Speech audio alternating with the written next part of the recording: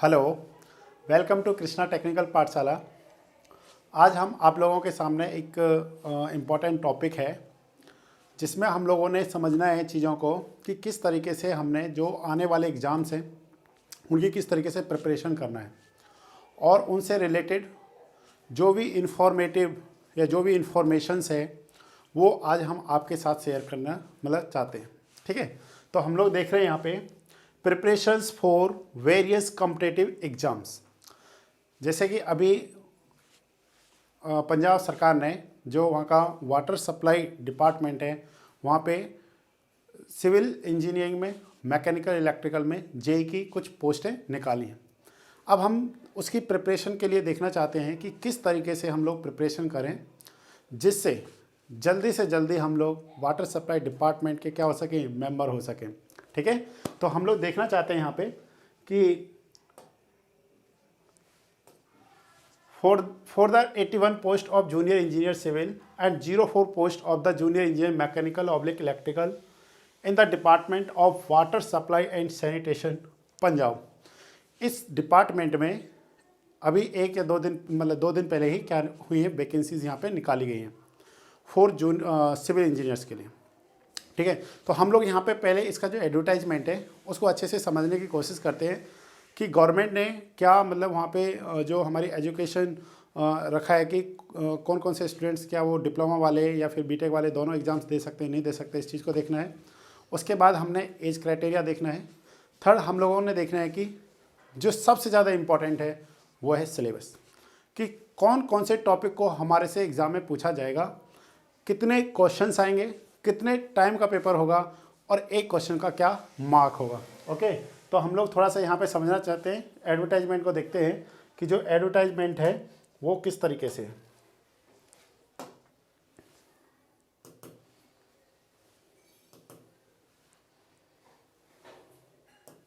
Okay, ये हमारे पास है पंजाब पब्लिक सर्विस कमीशन। सबसे पहले आपको पता होना चाहिए कि इस एग्ज़ाम को Punjab public service commission conduct कर रहा है। Okay, Punjab public service commission.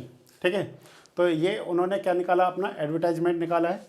तो यहाँ पे इन्होंने निकाला है for the 81 post of junior engineer civil and 04 post of the junior engineer mechanical / electrical in the department of water supply and sanitation Punjab. Okay, तो अब हम लोगों ने देखना है आगे कि किस तरीके से यहाँ पे एग्ज़ाम में क्या क्या चीज़ें दी गई हैं।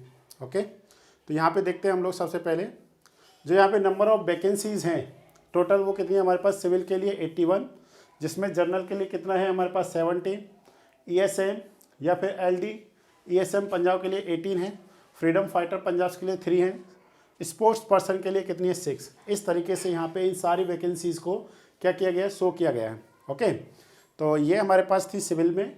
और जो नेक्स्ट हमारे पास यहाँ देख रहे हैं, ये जो हमारे पास है जूनियर इंजीनियर, ये पोस्ट है हमारे पास मैकेनिकल एंड इलेक्ट्रिकल में। ओके, नेम ऑफ द जो कैटेगरीज है, ठीक है, इसमें हमारे पास इस तरीके से दिया है, इसमें जनरल का कोई पोस्ट नहीं है। ठीक है ना, ये ESM वाले जो हैं उसके लिए है। दूसरा हमारे पास पर्सन्स विद डिसेबिलिटी पंजाब, ठीक है, शेड्यूल कास्ट अदर पंजाब, और ये वाल्मीकि सिख जो पंजाब है उन लोगों के लिए यहाँ पे एक पोस्ट। टोटल जो मिलाया है वो मैकेनिकल इलेक्ट्रिकल के लिए 4 पोस्ट यहाँ पे क्या किए पंजाब सरकार ने निकाली। ओके, नेक्स्ट हम लोग देखते हैं आगे पे scale.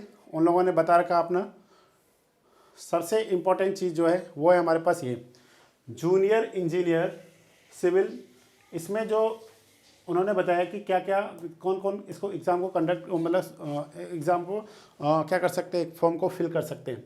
Diploma in civil engineering और its equivalent / higher qualification from a recognised university और इंस्टीट्यूट और एनी अदर इक्वलेंट और higher qualification recognised by the government. तो यहाँ पे diploma and B Tech, higher education, diploma से हायर एजुकेशन क्या होती है, बीटेक होती है। दैट्स मीन्स यहाँ पे बीटेक डिप्लोमा दोनों स्टूडेंट्स इस एग्ज़ाम को क्या कर सकते हैं, फॉर्म को फिल कर सकते हैं, पहली बात। सेकंड जो हम लोग यहाँ पे देख रहे हैं जूनियर इंजीनियर मैकेनिकल इलेक्ट्रिकल में भी क्या है, सेम है। ओके, तो यहाँ पे ये नहीं सोचना है कि सर मैंने बीटेक किया है तो मैं एग्ज़ाम फॉर्म को फिल कर सकता हूँ, नहीं कर सकता हूँ। अगर आपके पास हायर क्वालिफिकेशन है डिप्लोमा से तो आप कर सकते हैं, बट रिलीवेंट होना चाहिए जिसकी पोस्ट है। अब सिविल इंजीनियरिंग में सिविल इंजीनियरिंग से रिलेटेड होना चाहिए। ओके, नेक्स्ट है हमारे पास एज। एज इन्होंने दिया है candidate should not be below 18 years and above 37 years of age. इस एज मतलब 01/01/2020 के अकॉर्डिंग आपकी एज को देखा जाएगा कि जो डिप्लोमा क्या करते हैं 10th के बाद जल्दी से कर लेते हैं, अगर उनका एज 18 ईयर्स कंप्लीट नहीं हो रहा है तो वो स्टूडेंट्स इस फॉर्म को फिल नहीं करेंगे। और वो कैंडिडेट्स जिनका एज इस डेट के अकॉर्डिंग 01/01/2020 के अकॉर्डिंग अगर वो 37 से ज़्यादा हो रहा है तो वो भी स्टूडेंट्स इसको क्या नहीं कर सकते हैं, फॉर्म फिल नहीं कर सकते हैं, सिर्फ किसके, जनरल वाले। बट और जितने भी हमारे पास क्या हैं, ध्यान से देखिए यहाँ पे, ये सिर्फ जनरल के लिए होता है। अपर एज लिमिट में भी relaxed up to 45 years for Punjabi government and its board corporation commission and authorities employees for all states oblique central government employees. जो अपर एज लिमिट इन सब के लिए क्या है 45 का रखा है, ठीक है। ये अदर जो भी हमारे पास क्या है, upper age limited to relaxed up to 40 years for scheduled caste and backward classes of Punjab. जो जनरल हैं उनके लिए सिर्फ कितना है 37 है, बाकी सब के लिए यहाँ पे उन्होंने क्या कर रखा है, एज में रिलैक्सेशन दे रखा है पंजाब गवर्नमेंट ने, ठीक है। ये डिपेंड करता है, ये आपको देखना पड़ेगा कि आप किस कैटेगरी से बिलोंग कर रहे हैं, उसके बेसिस पे यहाँ पे इन्होंने दिया है। जो हमारे काम का जो सबसे इम्पोर्टेंट चीज़ है वो है कॉम्पिटिटिव एग्जामिनेशंस फॉर सिलेक्शन। तो ये सबसे इम्पोर्टेंट है, प्लीज़ इसको समझना बहुत ज़्यादा क्या है, ज़रूरी है। The written competitive examination for the post will be scheduled tentatively in January 2021। अब स्टूडेंट्स ने, कुछ स्टूडेंट्स होंगे जो यहाँ पे बहुत ज़्यादा क्या होंगे, परेशान होंगे कि सर जनवरी 2021 में एग्ज़ाम है, ओनली कितना है, और जनवरी में कोई डेट तो फिक्स नहीं है कि लास्ट जनवरी है या स्टार्टिंग जनवरी है या मिड जनवरी है, तो हमारे पास तो 1 से 2 महीने रह गए। अब हम लोग अपना प्रिपरेशन किस तरीके से करें। ये टेंटेटिव डेट है, ये फिक्स डेट नहीं है, ये डेट आगे भी बढ़ सकती है और नहीं भी बढ़ सकती है। ये डिपेंड करता है डिपार्टमेंट पे जो एग्ज़ाम को क्या करा रहा है, कंडक्ट करा रहा है, कि वो इस डेट में करा भी सकता है या फिर नहीं करा सकता है, ये उस चीज़ पे डिपेंड कर रहा है। बट अगर इसका डेट आगे बढ़ जाता है तो ये हम लोगों के लिए क्या होगा, थोड़ा सा अच्छा होगा कि हम लोगों को एटलीस्ट 2 to 3 मंथ क्या मिले, प्रिपरेशंस के लिए टाइम मिले, ऐसा हम सोच रहे हैं। ये डिपेंड करता है डिपार्टमेंट पे, ठीक है। नेक्स्ट है हमारे पास total marks of the competitive examination, वो है हमारे पास 300। कितना है हमारे पास, 300 का है। अब हम लोग देखते हैं कि यहाँ पे किस तरीके से इन्होंने एग्ज़ाम्स को कंडक्ट कराना है। The pattern for written exam, इसमें कितना है 120 questions, 2.5 mark for each questions and time allotted 2 hours. यहाँ पे सबसे इम्पोर्टेंट चीज़ जो आपके लिए है वो है हमारे पास कि यहाँ पे 120 क्वेश्चंस आपके एग्ज़ाम में आने वाले हैं। 120 क्वेश्चंस आपके क्या है एग्ज़ाम में आने वाले हैं, और एग्ज़ाम आपका कितने आवर का होगा, ओनली 2 आवर का होगा, और एक क्वेश्चन क्या है 2.5 मार्क्स का है। Please next, questions for the syllabus of the subjects. इसका मतलब समझने की कोशिश करिए कि जो questions from the syllabus of the subjects, जैसे जो स्टूडेंट सिविल इंजीनियरिंग से उनके 100 क्वेश्चंस सिविल इंजीनियरिंग में जो हम लोग सब्जेक्ट्स पढ़ते हैं, जो डिपार्टमेंट ने अपना सिलेबस दिया है उसके अकॉर्डिंग उसमें से 100 क्वेश्चंस आएंगे, ओके। और जो 100 क्वेश्चंस हैं वो कितने मार्क्स के हैं, 250 मार्क्स के हैं। और नेक्स्ट है questions from logical reasoning, mental ability and general knowledge. इससे कितने क्वेश्चंस आएंगे, हमारे पास 20 क्वेश्चंस आएंगे, जिसमें कितने मार्क्स का होगा, 50 मार्क्स का क्वेश्चन आएगा। दैट्स मीन अगर आप दोनों को ऐड करते हैं 100 + 20 तो टोटल कितना बन जाता है आपका 120 क्वेश्चन आने वाले हैं। हर क्वेश्चन 2.5 का है, 120 मल्टीप्लाई 2.5 करेंगे तो यहाँ से आपको कितना मिल जाएगा, 300 मिलेगा। 300 का टोटल एग्ज़ाम होगा, जिसके बेसिस पे आपकी जो कट ऑफ जो मेरिट लिस्ट जारी होगी वो 300 मार्क्स के बेसिस पे आपकी क्या होगी, जारी होगी, ठीक है ना। तो यहाँ पे आपने देखना है, इसमें आपने सिर्फ जिस भी स्टूडेंट्स का टेक्निकल स्ट्रॉन्ग होगा वो क्या करेगा, यहाँ पे सिलेक्शन की उसकी होने की जो प्रोबेबिलिटी है या जो पॉसिबिलिटी है वो क्या होगी, बहुत ज़्यादा होगी। क्योंकि आपको पता ही है कि जो लॉजिकल रीजनिंग होता है, मेंटल एबिलिटी, ये जो क्वेश्चंस होते हैं बहुत इजी होते हैं, थोड़ी सी जो प्रॉब्लम आएगी उसको जनरल नॉलेज में प्रॉब्लम आने वाली है, ठीक है ना। जनरल नॉलेज में उसका थोड़ा सा प्रॉब्लम होगा क्योंकि इसका सिलेबस बहुत ज़्यादा बड़ा होता है। क्वेश्चंस आपको नहीं पता होगा कहाँ से आएगा कहाँ से नहीं आएगा, और क्वेश्चन भी क्या है, बहुत कम है। अगर आप तीनों को ही मिला करके लेते हैं, logical reasoning, mental ability and general knowledge, तो एक के हिस्से में मतलब 6 एंड 7 क्वेश्चंस बनते हैं, ठीक है। ये डिपेंड करता है डिपार्टमेंट है वो कितने क्वेश्चंस आपको देता है, परंतु हमारे को ये तो श्योर है कि इस 20 में से हम लोग अगर बहुत कम भी पढ़ते हैं तो हम लोग यहाँ से 10 से 12 क्वेश्चन सॉल्व करने की स्थिति में रहते हैं। जो भी इंजीनियर्स होते हैं उनकी कैलकुलेशन इतना तो स्ट्रांग रहती है कि वो 20 में से कितने 10 क्वेश्चंस तो सॉल्व कर सकते हैं। मेन जो इम्पोर्टेंट है वो है इस 100 क्वेश्चंस पे, कि इन 100 क्वेश्चंस में से कौन स्टूडेंट्स ज़्यादा से ज़्यादा क्वेश्चन को क्या कर पाता है, सॉल्व कर पाता है। और क्वेश्चन का लेवल बहुत ज़्यादा नहीं रहने वाला है, क्योंकि 120 क्वेश्चंस को आपने कितने टाइम में करना है, 2 आवर में करना है। That's means 1 question 1 minute.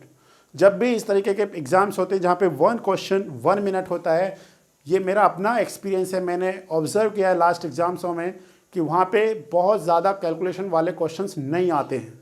क्योंकि जब बहुत ज़्यादा कैलकुलेशन वाले क्वेश्चन होते हैं तो वहाँ पे 120 क्वेश्चंस नहीं बन रहे होते हैं, बिल्कुल सिंपल क्वेश्चन आते हैं, स्टेटमेंट रिलेटेड क्वेश्चंस होते हैं। अगर आपको थ्योरी अच्छे से क्लियर है, मैं दोबारा बोल रहा हूँ, अगर आपको थ्योरी अच्छे से क्लियर है तो क्वेश्चंस को आप इजीली क्या कर सकते हैं, अटेम्प्ट कर सकते हैं। और जो न्यूमेरिकल्स भी होंगे वो बिल्कुल फॉर्मूला बेस्ड क्वेश्चंस होंगे। जैसे कि अगर आपको सॉइल मैकेनिक्स अगर आपने पढ़ी है, SE=W/G, तो यहाँ से आपको कोई भी इन चारों में से एक डाटा पूछ लेगा। बहुत ही छोटे छोटे क्वेश्चंस आते हैं हमारे पास, ठीक है ना। तो इसलिए हमको इतना मतलब टेंशन नहीं लेना है कि 2 घंटे में 120 क्वेश्चंस किस तरीके से तैयार करेंगे। बिल्कुल सिंपल होता है, आराम से हो जाएगा। थोड़ा सा ये है हमारे पास, इसको आप पढ़ भी सकते हैं, ठीक है ना। एडवर्टाइजमेंट है, काफ़ी बड़ा है ये, आपको होना चाहिए कि भाई आप कहाँ के होना चाहिए, सिटीजन ऑफ इंडिया होना चाहिए। दूसरा आपके पास पंजाबी लैंग्वेज होनी चाहिए, ठीक है। Submission of the application form, the candidate can only apply by filling online application form, a link of which is available on the website of the commission. ये हमारे को इस आप लिंक पे जाइए और यहाँ पे आपको फॉर्म मिल जाएगा। आपने पहले क्या करना है, उसको रजिस्टर करना है, रजिस्ट्रेशन करना है, स्टेप 1 है। देन आपने क्या करना है, उसको फिल कर देना है, to deposit the application fee by system generated bank challan form. तो वहाँ से आपने फॉर्म को फिल करना है। प्लीज़ आपने इस डेट को आगे नहीं जाने देना है। मेरे पास तो बहुत सारा टाइम है, मैं धीरे धीरे कर लूँगा। टाइम कब निकल जाता है पता नहीं चलता है, बाद में फिर इधर उधर भागा भूगी करते रहते हैं, फिर फॉर्म भरता नहीं है और फिर बोलते हैं कि ये हो गया वो हो गया। ये सब नहीं सोचना हमने, ठीक है ना। तो यहाँ पे इन्होंने चार्जेस बता रखे हैं कि कितना कितना चार्ज लगेगा। जो हमारे पास क्या है, scheduled caste / scheduled tribals of all state and backward class of Punjab state only, उनके लिए कितना है, 1125 रुपये है। All other categories including EWS या फिर needle descendant of ex serviceman जो पंजाब के हैं उनको कितना लगेगा, 3000 रुपये लगेगा। S serviceman of Punjab state only, उनको कितना लगेगा, ओनली 500 रुपीज़ लगेगा। तो जो जनरल कैंडिडेट्स हैं, ठीक है, उन लोगों का 3000 है, बाकी सबको यहाँ पे थोड़ा थोड़ा छूट दिया गया है, ठीक है। तो इसको हमने समझना ध्यान से। नेक्स्ट हम लोग देखते हैं यहाँ पे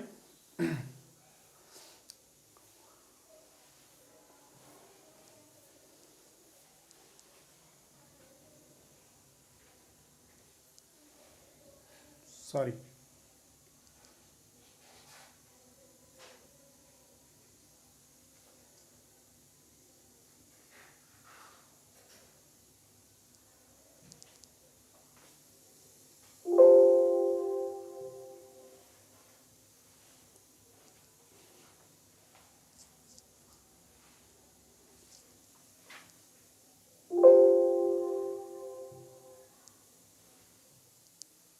ओके। ये हमारे पास है, यहाँ पे हम लोग देख रहे हैं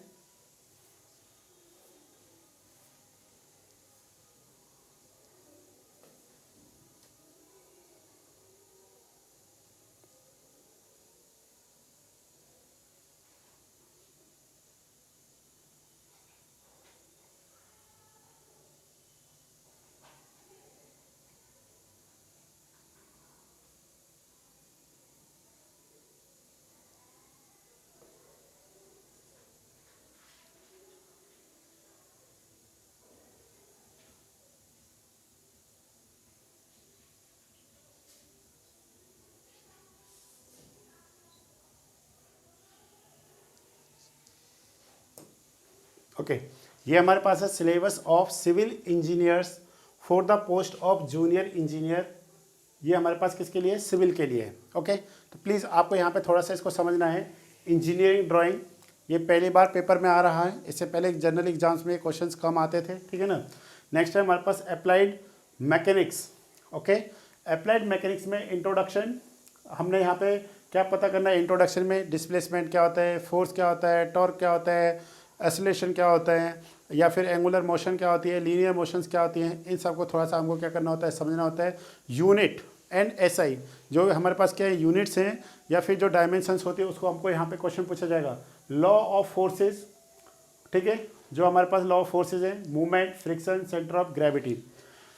नेक्स्ट है हमारे पास fluid mechanics, very important topic है, प्लीज़ इसको आपने क्या करना है, ध्यान से समझना है।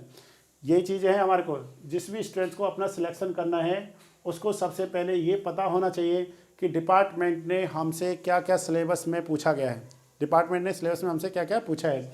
जिस भी स्टूडेंट्स को ये चीज़ क्लियर होगी, जब भी स्टूडेंट्स कोई भी फ्लूइड मैकेनिक्स को स्टडी करता है तो सबसे पहले उसको properties of fluids, hydrostatic pressure, measurement of pressure, अब उसने पूरा फ्लूइड पढ़ लिया और कुछ टॉपिक उसने छोड़ दिए, जैसे कि फ्लो थ्रू पाइप छोड़ दिया, पता चला क्वेश्चन यहीं से आ गया। यही चीज़ हमको क्या करना है, यहाँ पे सही करना है। आपने जो भी सिलेबस जो भी आपने सब्जेक्ट को तैयार करना है उसको एज पर दिस क्या करना है, तैयार करना है। आपने एक भी इसमें से टॉपिक को नहीं छोड़ना है, जो इन्होंने गवर्नमेंट ने आपको दिया है, जो डिपार्टमेंट ने दिया है कि ये हम इसमें से क्या करेंगे, पूछेंगे, ठीक है। नेक्स्ट हम लोग देखते हैं यहाँ पे, नेक्स्ट है हमारे पास सर्वेइंग। सर्वेइंग में बिल्कुल simple, basic principle of surveying, concept, purpose, instruments use for taking their measurements, chain surveying, compass surveying, levelling, plan table और total station, auto level, contouring, थोड़ाइट सर्वे। तो यहाँ पे आपको पूरा सर्वे पढ़ना है, ठीक है ना। सर्वे का कोई भी टॉपिक यहाँ पे नहीं छोड़ना, बहुत सिंपल सिंपल क्वेश्चन सर्वे से आते हैं। सर्वे में भी जब आपने पढ़ना है तो कुछ टॉपिकों को सबसे ज़्यादा ध्यान देना है, उनमें हमारे पास कौन सा है, कंपास सर्वे, बहुत ज़्यादा इंपॉर्टेंट है। उसके बाद आपको पढ़ना है लेवलिंग, ओके। उसके बाद आपने जो स्टडी करना है उसमें आपने पढ़ना है थियोडोलाइट सर्वेइंग, ठीक है, टैक्योमेट्री सर्वेइंग। उसके बाद आपने एक पढ़ना है आपने मॉडर्न सर्वेइंग, ठीक है ना। ये आपने थोड़ा सा पढ़ना है क्योंकि जब भी इसके क्वेश्चंस एग्जाम में आपको देखने को मिलेंगे। Introduction to use of modern surveying equipments and techniques, यहाँ से आपको क्वेश्चन मिलेगा। नेक्स्ट हम लोग बात करते हैं यहाँ पे construction material and building construction, ये इंपॉर्टेंट टॉपिक है। ये यहाँ जो भी स्टूडेंट्स इस टॉपिक को क्या करेगा, प्रिपेयर करेगा, मैं बोलता हूँ कि उसका पूरा मार्क्स आएगा। क्यों? क्योंकि यहाँ पे कोई भी न्यूमेरिकल नहीं आने वाला है। अब आपने ध्यान देना है, जो KTP है, कृष्णा टेक्निकल पाठशाला, जब आप उसके प्लेलिस्ट में जाएंगे तो वहाँ पे आपको बिल्डिंग मटेरियल का टॉपिक क्या होगा, मिलेगा वहाँ पे कृष्णा टेक्निकल पाठशाला में। तो यहाँ पे क्या है, यहाँ पे जो मैं सिलेबस के बारे में थोड़ा सा बताना चाहता हूँ, general characteristics of stone, requirements of good building stone, identification of common building stone, bricks, tiles, cement, various types of cement, properties of cement and lines. अभी तक जो कृष्णा टेक्निकल पाठशाला में आप जो उसके प्ले लिस्ट पे जाएंगे तो वहाँ पे आपको ये टॉपिक्स और इनसे रिलेटेड जो भी हमारे पास क्या है, जो भी इनसे रिलेटेड हमारे पास क्या है क्वेश्चंस हैं, जो भी प्रीवियस ईयर्स एग्जाम्स में आए हुए हैं, चाहे वो ESC के क्वेश्चन है या गेट के क्वेश्चन है, जो गेट में 1 मार्क्स क्वेश्चन आता है, वो सारे हमने वहाँ पे बहुत अच्छे से क्या करा रखे हैं, सॉल्व करा रखे हैं, प्लीज़। नेक्स्ट है हमारे पास टिम्बर, वुड बेस्ड, पेंट, वार्निसेस। जैसे मैंने आपको बताया एग्ज़ाम पंजाब में जो इससे पहले एग्ज़ाम हुआ था, वहाँ पे पेंट से 3 से 4 क्वेश्चंस आए थे। कितने क्वेश्चंस आए थे? 3 to 4 क्वेश्चंस वहाँ पे आए थे। तो आपने इसको थोड़ा सा ध्यान से समझना है।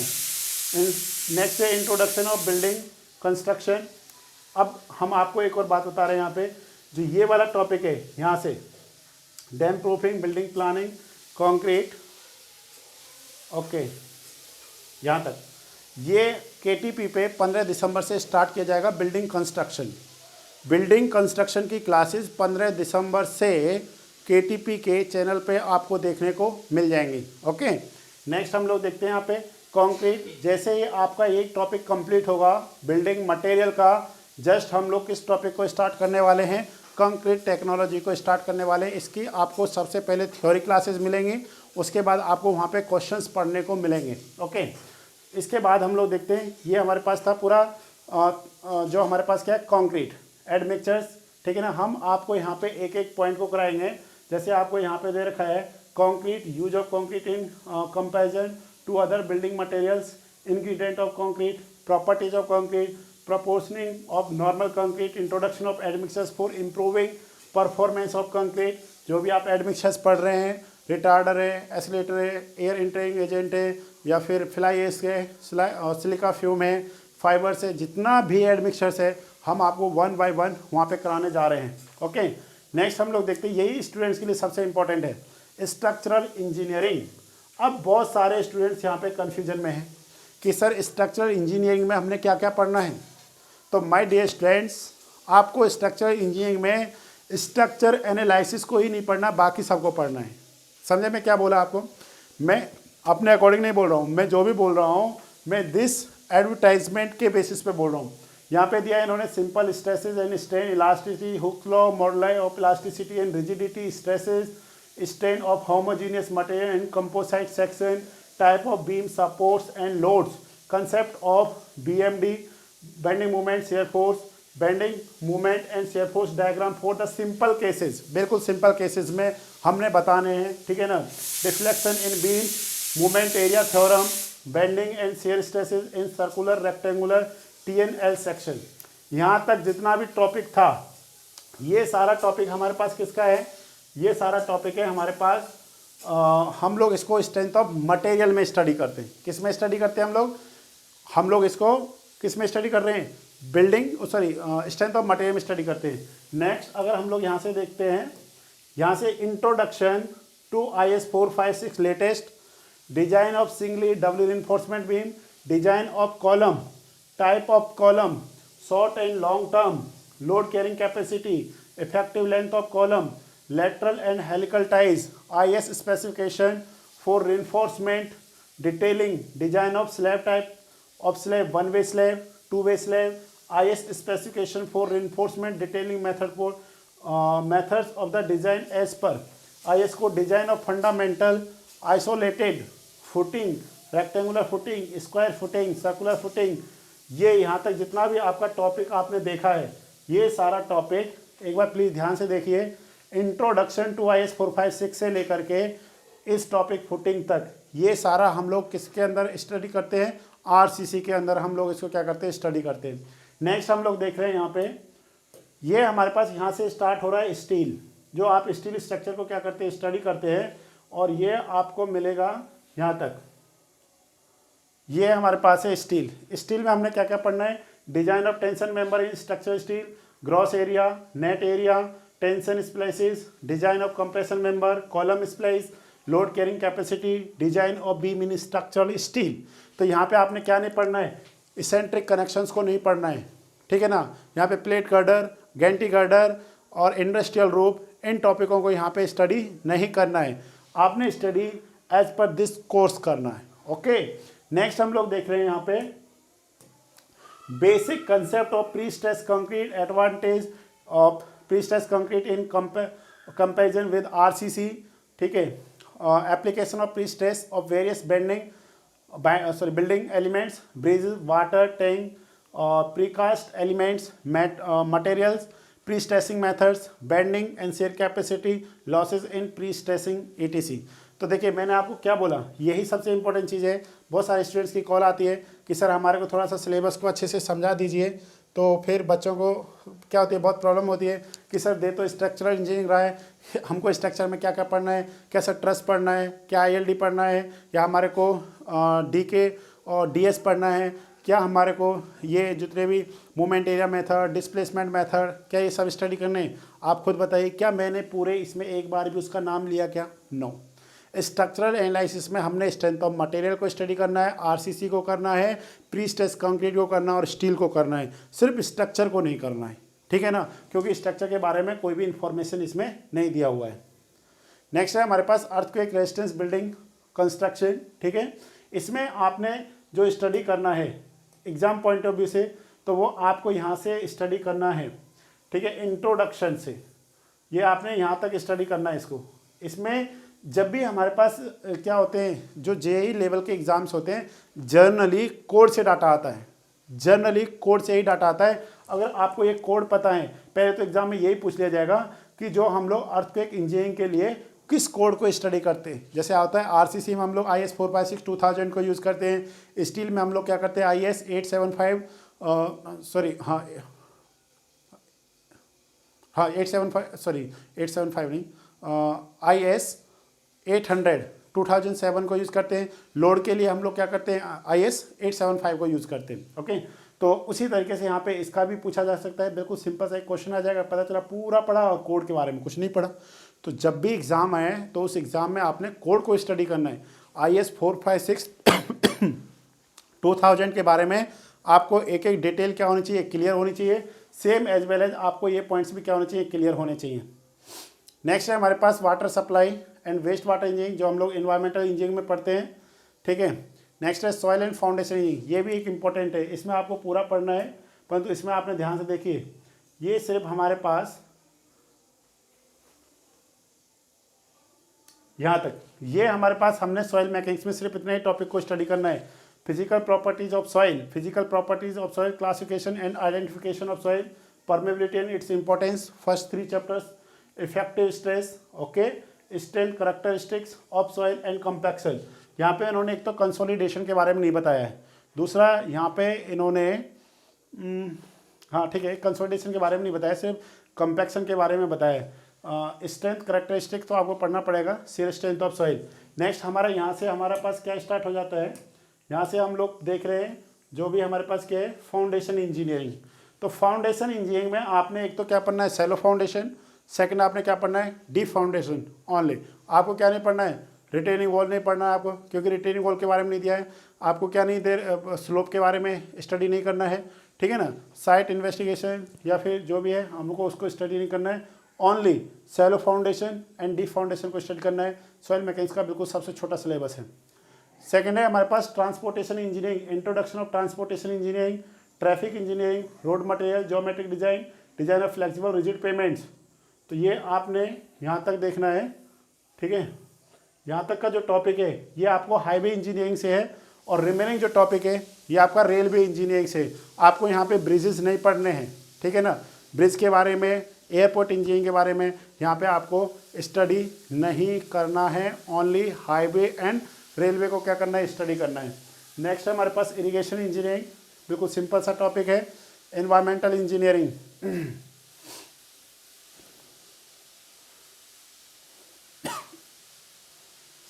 ठीक है। नेक्स्ट है हमारे पास quantity surveying and valuation, introduction of quantity surveying. ये आपका हमारे पास बहुत जल्दी हम लोग यहाँ पे KTP पे इस टॉपिक को स्टार्ट करने वाले हैं, जिसमें हमारे को क्या मिलने वाला है, एस्टिमेशन कॉस्टिंग, ठीक है। यहाँ पे हम लोग क्या पढ़ने वाले हैं, एस्टिमेशन कॉस्टिंग को स्टडी करने वाले हैं, ठीक है। थोड़ा इसको ध्यान से आपने देखना है। नेक्स्ट आपको जो सबसे इम्पोर्टेंट है वो हमारे पास है दीज 2 टॉपिक्स,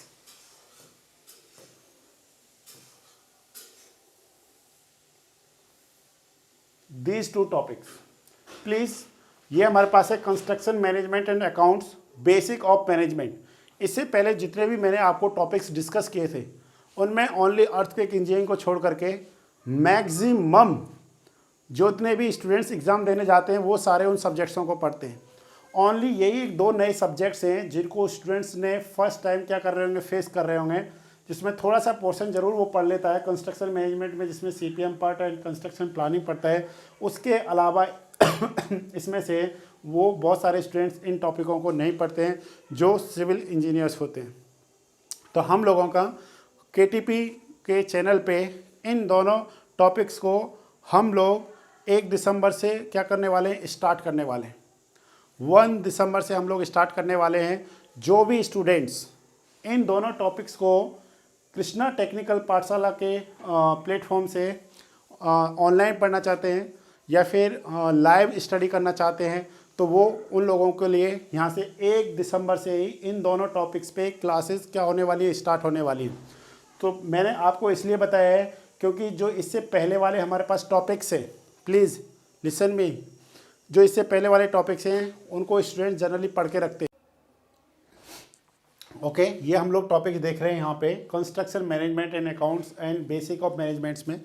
इसकी क्लासेस आपको 1 दिसंबर से हमारे कृष्णा टेक्निकल पाठशाला पे देखने को मिलेंगी। ओके फर्स्ट हम लोग यहाँ पे जितने भी ये टॉपिक्स हैं एक एक टॉपिक को क्लियर करेंगे और ये दोनों टॉपिक्स आप लोगों के लिए बहुत ही ज़्यादा इम्पॉर्टेंट है। जो स्टूडेंट्स इन टॉपिकों को करके जाएगा और जो स्टूडेंट्स इन टॉपिकों को करके नहीं जाएगा अप्रॉक्सीमेट 10 मार्क्स का उनको क्या मिलेगा, डिफरेंस देखने को मिल जाएगा। अप्रॉक्सीमेट कम भी हो सकता है, ज़्यादा भी हो सकता है, डिपेंड करता है कि एग्जामिनर ने किस तरीके से क्वेश्चंस को क्या किया, सेट किया है। पर फिर भी अगर हम लोग देखते हैं कि 16 पेपर हैं, 100 क्वेश्चंस हैं, 100 क्वेश्चंस, तो अगर आप डिवाइड भी करते हैं तो अप्रॉक्सीमेट 6 क्वेश्चन 1 पार्ट को मिलता है। अगर 6 से 12 क्वेश्चन हो गए तो फिर तो बहुत ज़्यादा अंतर आ जाएगा। समझ रहे हैं आप कि मतलब अगर 10 क्वेश्चन भी हैं तो 25 मार्क्स का डिफरेंस आ जाएगा और इस डिफरेंस को मतलब फिल करना बहुत ही मुश्किल है। समझ रहे हैं ना इस चीज़ को। एक एक नंबर के लिए क्या होता है, सिलेक्शन में इधर से उधर हो जाता है, तो इतना बड़े गैप को फिल करना बहुत मुश्किल होता है। सो प्लीज़ हम लोग चाहते हैं कि आप इन दोनों टॉपिक्स को, हमारे जो मतलब वेरी एक्सपीरियंस फैकल्टीज़ हैं जो मतलब पिछले 5 to 6 ईयर से क्या कर रहे हैं, टीच कर रहे हैं, आप उनसे इन टॉपिकों को पढ़ने की कोशिश कीजिए। हमारे 1 तारीख से क्या आएंगे, डेमो आएंगे। अगर आप डेमो से सेटिस्फाइड होते हैं, ठीक है, देन आप हमारे कृष्णा टेक्निकल पाठशाला को ज्वाइन कीजिए और वहाँ पे आप इनकी क्या कर सकते हैं, लाइव क्लासेस डायरेक्ट जो हमारे सर डेमो दे रहे होंगे उन्हीं से ही आपको ये क्लासेस लेने को मिल जाएंगी। ओके थोड़ा सा हम अपने सर के बारे में बताना चाहते हैं। ये हमारे पास है तेजिंदर पाल से। ये अभी एट प्रेजेंट में जो हमारे पास कृष्णा टेक्निकल पाठशाला है उस पर जो अभी टॉपिक ले रहे हैं, ये अभी हमारे को फ्लूइड मैकेनिक्स, ये अभी हमारे पास वहाँ पे फ्लूइड मैकेनिक्स की क्लासेस ले रहे हैं। आप इनके देख सकते हैं इनकी पढ़ाने की स्टाइल है, कितने इंपॉर्टेंट टॉपिक्स को कितने सिंपल तरीके से इजीली बता देते हैं बच्चे, मतलब क्या होते हैं, समझते हैं चीज़ों को और उनका एग्ज़ाम में क्या करते हैं, बहुत ज़्यादा उसका फ़ायदा उठाते हैं। ठीक है, सेकंड जो हमारा टॉपिक है वो है बेसिक कंसेप्ट एंड टर्मिनोलॉजी। तो ये सबसे ज़्यादा इम्पॉर्टेंट टॉपिक है क्योंकि यहाँ पे हमने वो बेसिक टर्म्स को स्टडी कर रहे हैं जिनका हम लोग थ्रू आउट सिविल इंजीनियरिंग में क्या करते हैं, यूज़ करते हैं। जैसे कि फोर्स क्या होता है, टॉर्क क्या होता है और मूवमेंट क्या होता है। मैक्सिमम स्टूडेंट्स को डिफरेंस होता है, मतलब क्लियर ही नहीं होता है कि टॉर्क क्या होता है, मूवमेंट क्या होता है, किस तरीके से एक्ट करता है, एक्ट नहीं करता है। जितनी भी बेसिक टर्म्स है, एक्सेलरेशन है या एंगुलर एक्सेलरेशन है या एंगुलर मोशन है, लीनियर मोशंस हैं, इन सारी टर्म्स को सेंटर पॉइंट है या मोमेंट ऑफ इनर्शिया है, समझ रहे हैं मेरी बात, या सेंटर ऑफ ग्रेविटी है, जितने भी चीज़ें फ्रिक्शन है, इन सब चीज़ों को हमारे सर मतलब बेसिक कंसेप्ट एंड टर्मिनोलॉजी में क्या कर रहे हैं, वहाँ पे टीच कर रहे हैं। कृष्णा टेक्निकल पाठशाला की आप किस पे जाइए, प्ले लिस्ट पे जाइए। वहाँ प्ले लिस्ट में आपको बेसिक कंसेप्ट एंड टर्मिनोलॉजी मिलेगा। आप वहाँ पे जा कर के ईजिली क्या करिए, अच्छे से क्या करिए, स्टडी कीजिए। सेकंड है फ्लूइड में, ये हमने आपको बता दिया फ्लूइड मैकेनिक्स में यहाँ पे हम लोग सिर्फ इसी एग्ज़ाम को सिर्फ क्या नहीं कर रहे हैं, टारगेट नहीं कर रहे हैं, आने वाले जो भी एग्ज़ाम्स हैं और जो भी एग्ज़ाम्स की मतलब क्या है फॉर्म फिल हो चुके हैं, जिनके एग्ज़ाम्स डेट आने वाली हैं, उन सभी को हम फोकस्ड करके यहाँ पे पढ़ा रहे हैं। किसी भी एक पर्टिकुलर टॉपिक या किसी भी एक पर्टिकुलर पेपर को लेकर के नहीं पढ़ाया जा रहा है। आप जब डिफरेंसेस देखेंगे तो बहुत ही माइनर डिफरेंसेस होते हैं। किसी में एक सब्जेक्ट को हटा देना, किसी में एक सब्जेक्ट को जोड़ देना। जिसको जोड़ा जाता है उसको पढ़ना ज़रूरी होता है और जिसको हटाया जाता है उसको छोड़ना ज़रूरी होता है। अदरवाइज इतना टाइम आप क्या कर रहे होते हैं, वेस्ट कर रहे होते हैं। इसीलिए मैंने आपको पूरा डिटेल में सिलेबस को समझाया था कि क्या छोड़ना है और क्या पढ़ना है। ये जिस बच्चे को क्लियर होता है, जिस भी स्टूडेंट्स को अच्छे से क्लियर होता है, वही स्टूडेंट्स अपने आप को रिजल्ट्स में कन्वर्ट कर पाता है। अदरवाइज़ पढ़ते तो सभी हैं, फिर क्या डिफरेंसेस रह जाते हैं कि एक का सिलेक्शन हो जाता है दूसरे का नहीं होता है। रीज़न यही है कि ना पढ़ने वाली चीज़ों को भी पढ़ के जा रहा है और जो पढ़ने वाली चीज़ें उनको छोड़ करके जा रहा है, तो फिर क्या होगा, रिजल्टेंट तो क्या होगा, आप समझ ही सकते हैं। ठीक है ना, तो इसलिए हमारे को इन चीज़ों को बहुत अच्छे से समझना है। थर्ड जो टॉपिक सर पढ़ाने वाले हैं 1 दिसंबर से, वो हमारे पास CPM एंड पार्ट की क्लासेस आपको मिलना क्या हो जाएंगी, स्टार्ट हो जाएंगी। CPM पार्ट एंड जो भी कंस्ट्रक्शन जो प्लानिंग है उससे रिलेटेड वीडियोस आपको कृष्णा टेक्निकल पाठशाला के प्लेलिस्ट में आपको देखने को मिलेंगी। सो प्लीज़ आप उस चैनल को क्या कीजिए, ज्वाइन कीजिए कृष्णा टेक्निकल पाठशाला को। नेक्स्ट जो हमारे पास है अमरेंद्र सोमल सर, ये आपको बेसिक मैनेजमेंट्स पढ़ाएंगे 1 दिसंबर से। बेसिक मैनेजमेंट्स के एक जितने भी आपको दिया हुआ है सिलेबस में, सारे टॉपिक्स को अच्छे से क्लियर कराएंगे। उससे रिलेटेड जो भी क्वेश्चंस एग्ज़ाम्स में आए हैं, किसी दूसरे एग्ज़ाम्स में क्वेश्चन आए तो वहाँ से सर क्वेश्चंस की क्या कराएंगे, आप लोगों को प्रैक्टिस कराएंगे। और मेरा बस आपसे यही है कि अगर आप इन दोनों टॉपिक्स को बहुत अच्छे से कवर करना चाहते हैं कृष्णा टेक्निकल पाठशाला से बाय अमरेंद्र सोमल सर और तेजेंद्र पाल सर के थ्रू, तो आपको एक मिनिमम चार्ज देना पड़ेगा। और वो मिनिमम चार्ज हम लोगों ने, हमारी जो टीम है उसने 600 रुपीज़ रखा है। ओनली 600 रुपीज़ में हम आपको दोनों सब्जेक्ट्स कंप्लीट कराएंगे। दोनों सब्जेक्ट्स आपको क्या कराएंगे, कंप्लीट कराएंगे। आपकी क्या होंगी, लाइव क्लासेस आपको मिलेंगी। ओनली उन्हीं स्टूडेंट्स को मिलेंगी जो स्टूडेंट्स ये एक जो एक छोटा सा पेमेंट है इसको करेंगे, बाकी सबको डेमो क्लासेस मिलेंगी। और जो हमारे स्टूडेंट्स हैं जो पैसे दे करके नहीं पढ़ना चाहते हैं, जिनको मतलब लाइव क्लासेस नहीं लेना है, उन स्टूडेंट्स को हमारे जो टेलीग्राम ग्रुप है, जो फेसबुक ग्रुप है, उस पर जा कर के आज हम इस वीडियो की डिस्क्रिप्शन में उसकी लिंक सेंड करेंगे आपको। वहाँ पे जा कर के अपने क्वेश्चंस की प्रैक्टिस कर सकते हैं। दोनों जो हमारे पास क्या हैं सब्जेक्ट्स हैं उनकी प्रैक्टिस कर सकते हैं। थ्योरी लेक्चर्स उन्हीं को मिलेंगे जो ही पेमेंट करेंगे। आप भी समझते हैं, सब समझते हैं आप किसके लिए पढ़ रहे हैं और ये किसके लिए पढ़ा रहे हैं, ठीक है ना। तो सभी के लिए ज़रूरी होता है मोटिवेशन के तौर पे। तो इसलिए प्लीज़ आप हम लोगों से जुड़िए।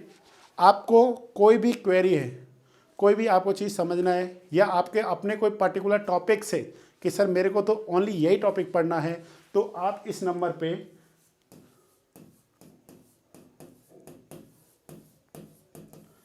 क्या कर सकते हैं, कांटेक्ट कर सकते हैं। ये व्हाट्सएप नंबर है, और ये व्हाट्सएप नंबर है, आप इस पे अपना मैसेज कीजिए कि सर हमारे को सिर्फ पर्टिकुलर यही टॉपिक पढ़ना है, या सर हमारे को इन ही टॉपिक से रिलेटेड क्या करना है, क्वेश्चंस की प्रैक्टिस करनी है। हमारी पूरी कोशिश रहेगी, हमारी पूरी टीम की कोशिश रहेगी कि हम आपकी जो भी क्वेरीज़ हैं उनका बहुत जल्दी से जल्दी क्या करें, सोल्यूशन प्रोवाइड करें। Okay, please join and subscribe our channel Krishna Technical Pathshala and share with your friend circles. Okay, thank you.